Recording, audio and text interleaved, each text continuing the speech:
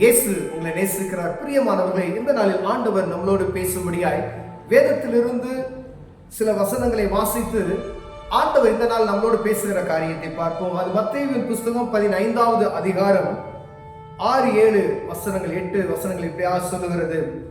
மாயக்காரரே, உங்களை குறித்து இந்த ஜனங்கள் தங்கள் வாயினால் என்னிடத்தில் சேர்ந்து தங்கள் உதடுகளினால் என்னை கனம் பண்ணுகிறார்கள், அவர்கள் இருதயமோ எனக்கு தூரமாய் இருக்கிறது.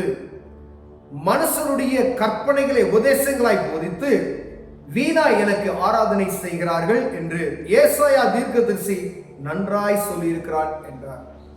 பிரியமானவர்களே, வீணான ஆராதனை, மாயமான காரியங்கள், ஆண்டவரை ஆராதிக்கும் பொழுது அவர் சொல்லுகிறார், உதடுகளினால் என்னை ஆராதித்து விட்டு இருதயத்திலோ அவர்கள் பொல்லாதவர்களாய் காணப்படுகிறார்கள். என்னிடத்தில் சேர்ந்து தங்கள் உதடுகளினால் என்னை கனம் பண்ணுகிறார்கள், அவர்கள் இருதயமோ எனக்கு தூரமாய் இருக்கிறது. அதாவது எளிமையாக சொல்ல போனா, கடமைக்காய் சேர்ச்சுக்கு போறோம், கடமைக்காய் ஆராதனை அப்படின்ற மாதிரி. ஆனா இருதயம் எல்லாம் எங்க தூரம், ஆண்டவருக்கும் நமக்கு உள்ள தூரமாய் இருக்கிறது என்று ஆண்டவர் சொல்லுகிறார். ஜெபம் பண்ணணும், இது கிறிஸ்தவங்க அப்படின்னு சொன்னா ஒரு கடமை இருக்கு, பைபிள் வாசிக்கணும், ஜெபம் பண்ணணும், சர்ச்சுக்கு போகணும் அப்படின்றது. ஆனா ஆண்டவர் அவருடைய பிள்ளைகளை அவரோடு இணைந்திருக்கிற கொடிகளாய் அப்படி பார்க்கிறார்.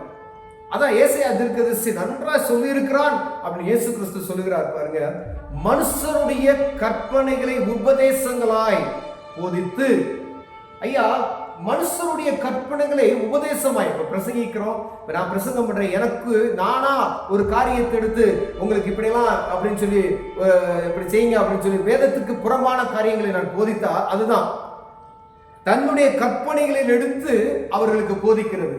அப்ப வேதத்தினுடைய காரியம் அவர்களுக்கு தெரியாது, பிரசங்கிக்கிறவர் யார் என்பது மாத்திரம் அவங்களுக்கு தெரியும். அவங்க என்ன சொல்லி கொடுக்குறாங்க, ஏதாவது அப்படி ஜாலியா இருக்கலாம் அப்படின்னு சொல்லி கொடுத்துருவாங்க. ஆனா கடவுளுக்கு பயப்படுகிற பயத்தை அவர்களுக்கு என்ன செய்யறதுல சொல்லி கொடுக்கிறது கிடையாது. பிரியமானவர்களே, அநேக திருவிழா நடக்குது நம்ம தேசத்துல.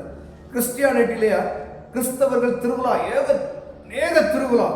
இங்க இருந்து பாத்தீங்கன்னா ஃபுல்லா இந்திய நம்ம தமிழ்நாடு சுத்தி வர்றதுக்கு ஒரு வருஷம் இந்த திருவிழா ஃபுல்லா அப்படி சுத்தி வரலாம், அப்படி இருக்கும். ஒவ்வொரு ஊர்லயும் ஒவ்வொரு திருவிழா அப்படின்னு சொல்லி. ஆனா வேதத்துல காணப்பட்ட திருவிழாக்கள், கூடார பண்டிகை, 7 விதமான பண்டிகைகள் இருக்கு.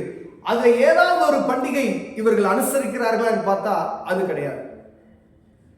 ஒரு அறுப்பின் பண்டிகை என்று சொல்லி ஒன்னு அனுசரிக்கிறாங்க, அவ்வளவுதான். மற்றபடி யாருக்கு திருவிழா எடுக்கிறோம் என்பதை, ஆண்டவருக்காக எதை ஆண்டவர் செய்த நன்மைக்காக தான் அறுப்பின் பண்டிகை, அது ஒரு பண்டிகை. ஆனா மற்ற பண்டிகைகள் எல்லாம் அனுசரிக்கிறோமா? அந்த பண்டிகை எப்படி இருக்கிறது? மனுஷனுடைய சிந்தனையின்படி தோன்றி அவனுடைய செயல்படி, அதாவது மனுஷனுடைய இருதயத்தில் செஞ்சு ஒரு காரியத்தை செய்யணும், அது நிமித்தமாய் ஒரு ஆராதனை போல இருக்கும். ஆனா அவங்க இருதயத்தில் காணப்படுகிற அந்த காரியம் ஆண்டவர் அதை கேட்கிறார். கற்பனைகளை உபதேசங்களாய் போதித்து வீணா எனக்கு ஆராதனை செய், அது ஆண்டவருக்கு அந்த ஆராதனை போவது வீணான ஆராதனை என்று ஆண்டவர் சொல்லுகிறார். பிரியமானவர்களே, அதுதான் ஆண்டவர் சொல்றார். ஏசாயா தீர்க்கதரிசி நன்றாய் சொல்லி இருக்கிறான் என்று சொல்லி, வீணான ஆராதனை. ஆண்டவர் ஆராதிக்கிறதுல நீங்க ஒருவேளை ஆலயத்துக்கு நம்ம போறோம்னு வச்சுக்கோங்களேன், அது 1 மணி நேரம் நீங்க போய் தேவ சமூகத்துல மனதார ஆண்டவர் ஆராதிங்க. ஆண்டவர் அதுல மகிமைப்படணும், அவருடைய பிரசன்னத்தை நம்ம உணரணும். அந்த 1 மணி நேரம், ஒரு 2 மணி நேரம் நீங்க ஆலயத்துல போனீங்கன்னா ஆண்டவருக்கு உங்களுக்கு நேரடி ஒரு தொடர்பு வரணும். நல்ல ஆண்டவரை பாடி மகிமைப்படுத்துங்க, கர்த்தருடைய வசனத்தை நல்லா கேளுங்க, அதன்படி நடப்பதற்கு நம்மளை அபியாசப்படுத்தணும். அது ஆராதனை.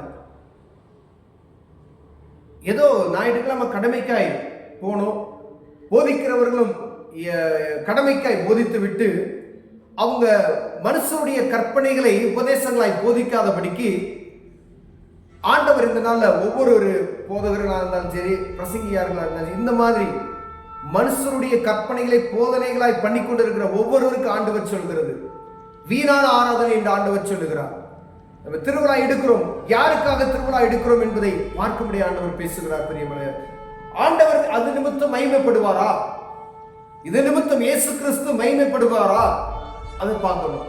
வேதத்தில் இருக்கக்கூடிய ஒவ்வொரு திருவிழாக்கள் பண்டிகைகளையும் ஒப்பிட்டு பார்க்க வேண்டும். அப்படி ரெண்டையும் ஒப்பிட்டு எது வேதத்துக்கு புறம்பாய் இருக்கிறது என்று நம்மளால் அதை ஒதுக்க முடியுமா? ஜனங்களுக்கு வீணான காரியங்கள், அதாவது வேதத்துக்கு புறம்பான காரியங்களை அவங்க இருதயத்தில் என்ன செஞ்சோம்? திணித்து விட்டோம்.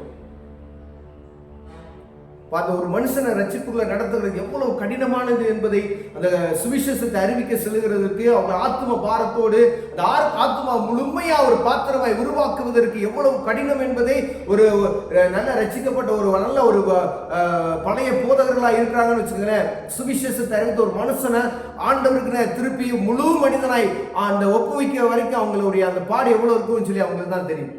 ஒரு மனுஷன் சுவிசேஷத்தை சொன்னதும் அவங்க ரட்சிக்க அடைகிறது கிடையாது. அப்ப சுவிசேஷத்தை அறிவிக்க வேண்டிய இடத்தில் நம்முடைய கற்பனைகளுக்கு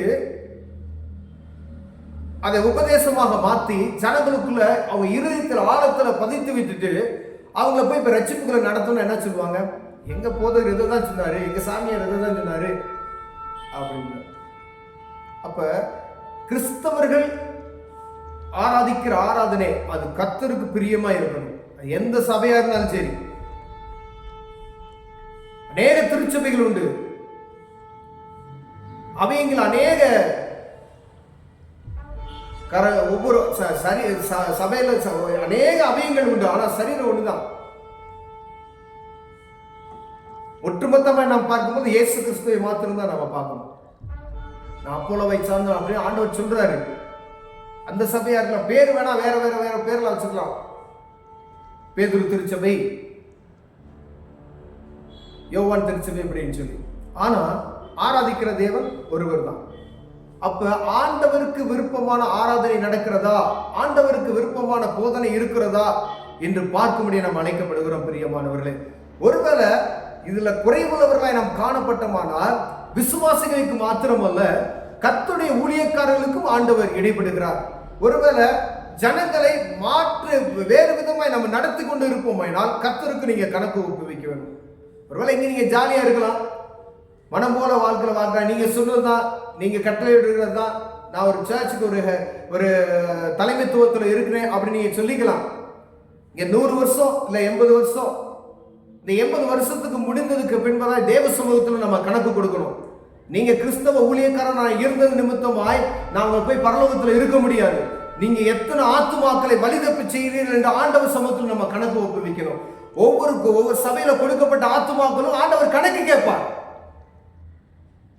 மெய்ப்பெண் இல்லாத ஆடுகளை போல ஜனங்கள் தெரிகிறார்கள் சொல்றாரு. அப்ப சபை இருக்கு, மெய்ப்பெண் இருக்காரு, ஆனா உபதேசம் மாறுபாடான உபதேசம். எங்க இயேசு மகிமைப்படுகிறார்? வானத்தை பூமி அண்ட சராசரங்களை சிருஷ்டித்தவர் அவர். அவருடைய நாம மகிமைப்படாதபடிக்கு நாம் என்ன செய்கிறோம்? அதுக்காகவே அழைக்கப்பட்டோம், அதற்காக இங்கே ஊழியக்காரர் அழைக்கப்படும். ஒருவேளை வயிற்றுக்காண்டி ஊழியம் செய்வர்கள் ஒன்று செய்ய முடியாது.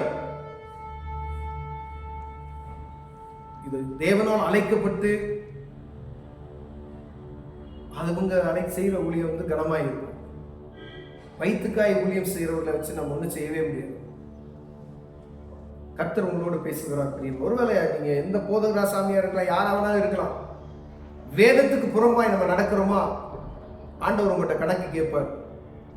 அதுக்கு நீங்க அவர் சமூகத்தில் போய் நிற்பதற்கு இப்பொழுதே ஆயத்தமாயிருங்க. ஒருவேளை உங்க ஒரு நிமித்தம் ஒரு ஆத்மாவை இடர பண்ணினீங்கன்னா ஆண்டவர் தேவ சமூகத்தில் அமர்ந்த அந்த ஆத்மாக்களை மீண்டும் திருப்புவதற்கு உங்களுக்கு வாய்ப்பு இருக்கு. ஏன்னா ஒரு 100 பேர் உங்க ஆத்மா இருக்காங்க, 1000 பேர் உங்க சபையில ஆத்மாக்கள் இருக்கிறார்கள். அவங்களை என்ன செய்யலாம்? நீங்க திருப்பிடலாம், அவங்களுக்கு சுவிசேஷத்தை அறிவிக்கலாம். அதை செய்யுங்க, ஆண்டவர் மகிமைப்படுவார். கண்களை மூடுவோம், ஜெபம் செய்வோம். அன்பின் தகப்பனே, ஆண்டவர் எங்க மனநிலைமையில இருக்கக்கூடிய காரியங்களை வேதத்துக்கு புறம்பான காரியத்தை போதனையாய் செய்கிற எங்களை மன்னிச்சிருங்கப்பா. இயேசு சுவாமிக்கு எது பிரியம் என்று வேதத்தில் உள்ள காரியத்தை போதிப்பதற்கு எங்கள் கிருபை பாராட்டுங்க. இயேசுவின் நாமத்தில் பிதாவே, ஆமென்.